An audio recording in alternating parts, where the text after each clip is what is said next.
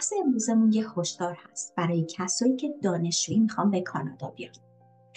ما میدونیم که قبلا هم توی ویدیوها گفتیم که از نوامبر 2024 قانونها عوض شده.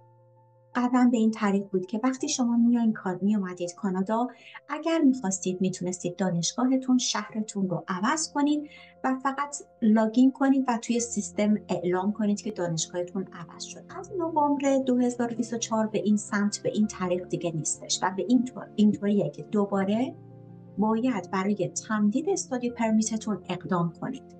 یعنی شما باید بیاید استادی پرمیت رو دوباره بفرستید، لتر آف اکسپلینیشن رو بذارید که چرا براشون توضیح بدید چرا میخواین دانشگاهتون عوض بشه. آیا اون دانشگاه بسته شده؟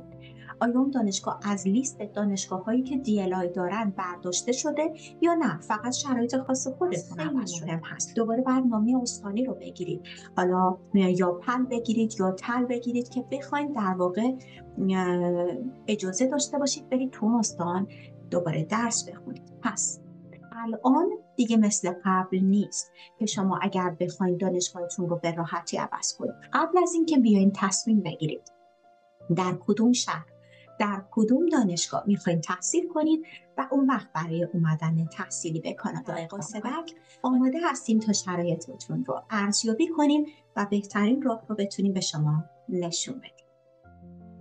پیروز باشید.